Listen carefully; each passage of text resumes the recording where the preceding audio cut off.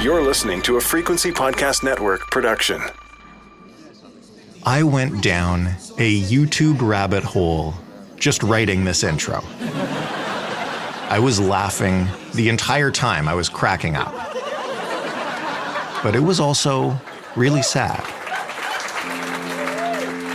See, I was searching for memorable clips of famous comedians playing Montreal's Just for Laughs Comedy Festival. That is an awfully long list. It goes on for days and days. I'll just give you a small taste.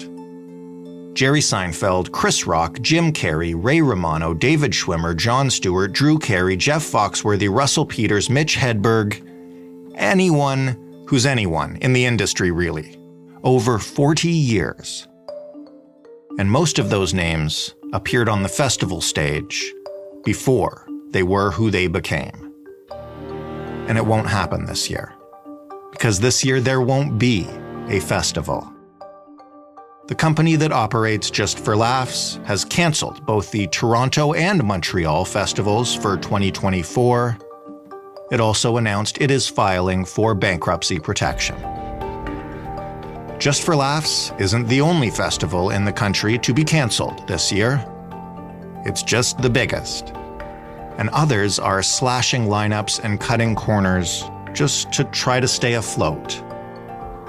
I'm not speaking only of comedy, theater, film, music, even food festivals are fighting for their lives.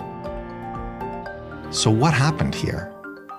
Is there a path to sustainability for some of Canada's best loved, most revered festivals? And what do we lose if there isn't? I'm Jordan Heath Rawlings. This is The Big Story. Joshua Chong is a Toronto-based culture reporter and arts critic for The Star. Hi, Josh. Hey, Jordan. Why don't you start today? I know probably most people listening are familiar with it, but give us a sense of what Just for Laughs is. What's its place in the Canadian arts fabric, I guess? Just for Laughs is the world's largest international comedy festival, period. And it started in Montreal, but over the past 40 years that it's been running, it has expanded around the world. And of course, there's this huge festival that they host in Toronto each September as well. It launched the careers of people like Amy Schumer, Jerry Seinfeld. So it's played a huge role in kind of being this launching pad for artists to get their start. You see so many kind of producers, entertainment agents attend these festivals around the world to kind of get a sense of who's the next big talent on the stage. So the struggles that we're seeing the company behind the festival facing right now, Groupe Juste Pour Rire, which is just filed for creditor protection, is quite big and could lead to quite a big seismic shakeup in terms of, what kind of opportunities there are for these emerging talents. And the Montreal Festival this summer, what's happening with it? And what do we know about what's happening with the other festivals around the world? So we know that the Montreal Festival has been canceled. Earlier in March, the company that runs it, Groupe Juste Pour Rire, said that they were filing for protection from creditors. And court documents show that they owe nearly $22.5 million to their creditors. Wow. And then they issued a clarification the next day that, in fact, the Toronto Festival, which is held in September, and it's about just over a week long, has been canceled as well for 2024. The hope, the company said, is that they're hoping to take this year to restructure, get their finances in order, and kind of restart in 2025. Whether or not that is possible is still to be seen. If they are successful and manage to restart in 2025, it's going to be a much smaller festival. We know that, in previous years, it's a huge lineup, 2 weeks long in Montreal, 1 week in Toronto, attracts tens of thousands of spectators. And it's also really an economic engine for both of these cities. And a lot of the festivals that are in trouble right now are for their respective regions. So it's going to have an impact no matter what, creatively, but also economically. Yeah, I wanted to start, obviously, with the big one, because as you point out, the largest international comedy festival in the world. But we wanted to have you on to discuss this more generally. How are arts festivals in Canada doing right now? And can you kind of walk us through a few examples of what's going on?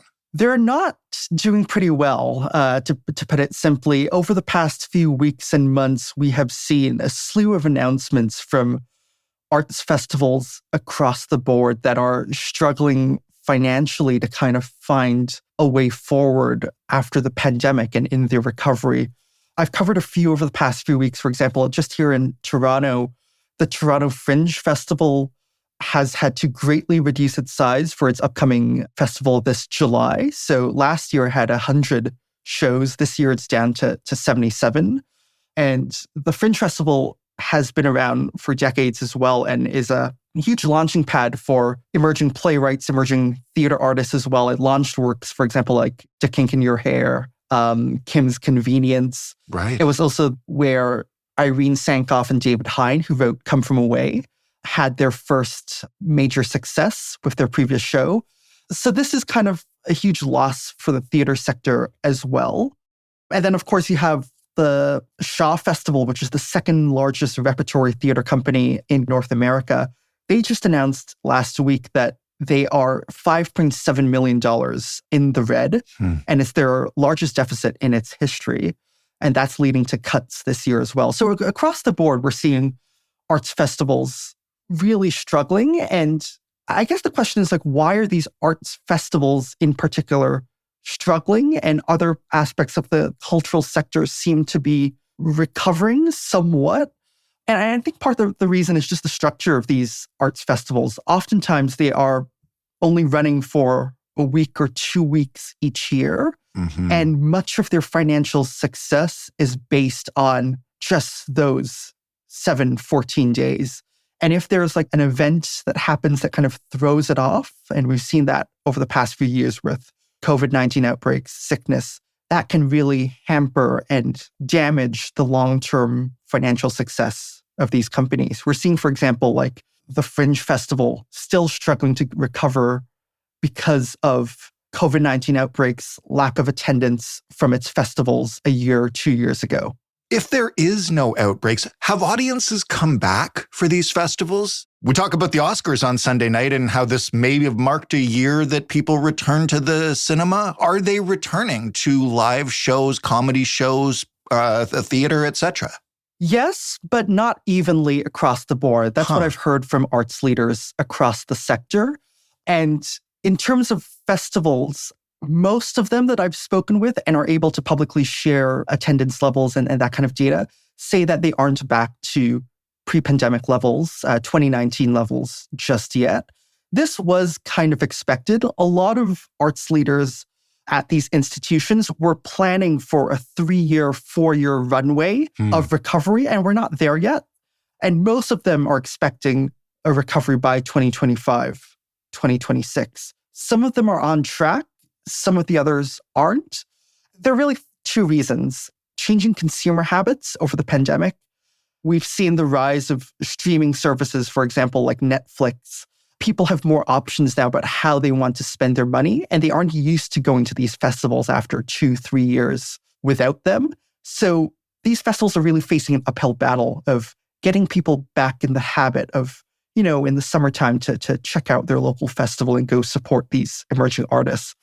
And the second reason really is economic factors as well. We saw, at least in 2023, a pullback in discretionary spending due to inflation. People less willing to spend their money on events such as entertainment, culture, arts. So that has kind of impacted these arts festivals as well, those two kind of factors. Was there ever a good old days, for lack of a better term, for these kind of festivals? And if so, how were they funded then? I think there was. And if you ask a lot of them, I think you'd point to kind of like a decade ago, in between, the 2008 financial crisis and COVID. You saw a huge boom in the number of festivals. Mm-hmm. You saw huge corporate sponsorships. If you look at Luminato, for example, in Toronto, when it launched after the SARS outbreak, kind of meant to rejuvenate the cultural life of Toronto, they had this huge sponsorship with L'Oreal. You saw the Toronto International Film Festival with its sponsorship with Bell. Both of those sponsorships are now gone. L'Oreal backed out of Luminato about a decade ago. Mm-hmm. Bell ended its partnership with TIFF last year, and TIFF is still looking now for a headlining corporate sponsor. So the funding model was incredibly different as well. You had these huge corporate sponsors, individual donors. You had government grants and funding as well, which is still there, but has kind of decreased over the past several years as the government, federal government in particular, has kind of clawed back the pandemic recovery funding.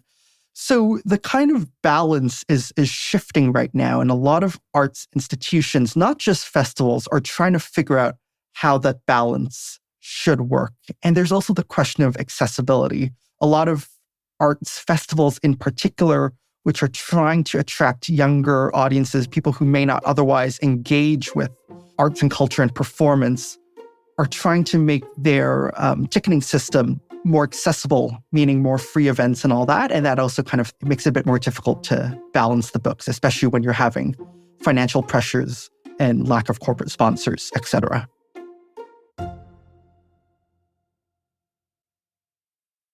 You mentioned government grants. I was going to ask you about those. Why have they started to dry up, or I guess continued to dry up, even as it's become pretty clear that COVID is still impacting this business? We've covered the restaurant business in the past on this show, and what has happened to so many small entrepreneur-owned restaurants once the government began to call back those loans. What's going on in this sector in terms of the help that is available or is no longer available? So the government's support really came in 2020 as a bridge for these companies. Mm-hmm. A lot of them, especially if you think of like the performing arts sector, museums, other cultural institutions, had to shut down really overnight. If you think back to kind of that second, third week of March. 4 years ago, right now, as we speak. Exactly. Yeah. So it was really overnight. And, a lot of those companies and the arts festivals, for example, had their events fully planned. Right. If you think back to like Luminato, the Toronto Fringe, probably Just for Laughs as well, had these huge events planned and the money invested and were ready to go because it was just a few months out. So the government support was meant to serve as a bridge because of those closures. And a lot of arts leaders understood that they could not rely on these government supports for the long term. It was just meant to be a temporary bridge. But then the question came in about when was the government going to end these supports? And I think the thinking, at least for the individuals that I've spoke with, is that they were ended too soon and too early. And that kind of hampered with the recovery. And it should have been perhaps a more gradual tapering of the finances. And what you saw kind of last year when the subsidies ended in 2022 and 2023, it was kind of like a cliff drop off. Right. And a lot of these organizations had a hole that they really could not fill because the audiences weren't coming back yet. They couldn't find other sources of funding from individual or private sponsors. So that's kind of what created partially the hole that a lot of these festivals and organizations are in right now because of the drop-off in funding. So given all these factors, what happens over the next few years here? Is it natural selection, survival of the fittest? It seems like an untenable situation at the moment. I'm not sure what will happen. I don't think it's going to be survival of the fittest. You are seeing arts festivals hurting across the board. I think there's going to be a real reckoning either this summer or maybe later into the fall and winter when things get tougher for these arts organizations. And I think the reckoning is going to be faced both by arts leaders, audiences, and governments as well, as there's going to be increased pressure for additional support. I know arts leaders are facing pressure in terms of programming because that's what they can control. Are they going to slash operating funding so that they can balance the books? How are they going to attract new audiences? So these are kind of the existential questions that leaders will be facing in the next 6 months, 12 months. And then there's also going to be the pressure that the governments face as well. I know that a lot of the theater organizations, national organizations, are pressuring government leaders to kind of step in and recognize that there is a crisis happening in the cultural sector.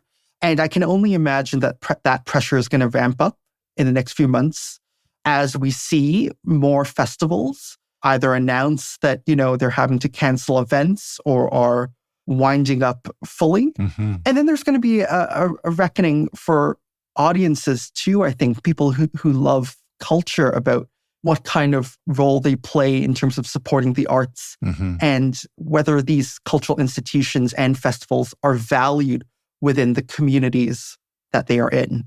If some of these festivals do disappear or shut down for a period of years as they figure things out, is there an opportunity for other festivals to pop up to take their place? Definitely, I think so. And for example, we saw this with the Toronto Fringe Festival, for example. The organization behind the Toronto Fringe runs their marquee summer festival in July. And they also run their next stage festival typically in January. But what happened 2 years ago, or about a year and a half ago, is that they changed the schedule of their next stage festival. And they moved it from the winter back to the fall, to October. And that kind of created a gap and an opportunity in terms of the festival circuit for the performing arts. And you did see a new festival come up called the Greenhouse Festival, and it's run out of the Tarragon Theatre in Toronto. So of course, if there are these gaps in the sector, there are these opportunities for new arts leaders to create their own offering. But it takes time. It takes years, if not decades, to kind of build up an arts festival to what it is. So if we lose something like Just for Laughs, there may be a replacement in a year's time or 2 years' time, but it won't be able to fill the gap immediately. Last question then. We talked a little bit off the top about Just for Laughs and its place in the fabric of Canadian arts. All of these festivals, to one degree or another, have some of that place, but they're also just important in general to the cities that they take place in. Like, what do we lose if some of these go out of business and disappear forever, both, spiritually, but also just practically? I like to always give the example of the Shaw Festival and the Stratford Festival and the towns and cities that they're in, Stratford and Niagara-on-the-Lake, and how these communities are really built around these arts festivals. And if not for these festivals, the towns would not be what they are today, so vibrant and communal. And we often take that for granted for arts festivals, because so many of the arts festivals that we're talking about have been around for generations, that so many of us can't think of a time when they did not exist. But the role they play is so important, kind of economically. And then, there's been so much research about like every dollar that you put in to these festivals generates, I believe it's like $7 for the city and the region that they're in. So there's that economic component, but there's also the cultural component as well. These festivals, if you think of like Fringe Festival, the Just for Laughs Festival, the way that they support emerging artists and the platform they give is kind of unparalleled. And you kind of forget about these artists. You go to these festivals, you may see a show or two, and you think, oh my goodness, this is the next generation of talent. These are fantastic. Then you kind of forget about them maybe for a bit. And then you realize that they're on the big stage now. And you can kind of say, I saw them when. Mm-hmm. So the kind of pipeline that these festivals play in terms of incubating new works, supporting new artists is really essential. If these festivals are unsuccessful or can't continue, we're going to see an impact further down the line as well in terms of the shows that we see on TV, the bigger productions that come into town, because it's really at these festivals where so many of the artists get their start. Josh, thank you so much for this. Thanks so much for having me, Jordan. Josh Chong, culture reporter and arts critic at The Star. That was The Big Story. For more from us, you can head to thebigstorypodcast.ca. You can send us any feedback you have. We particularly love compliments and story ideas, but we'll also take criticism if you've got that. The way to do it is to email us at hello@thebigstorypodcast.ca Or pick up your phone and call us 416-935-5935 and leave a voicemail.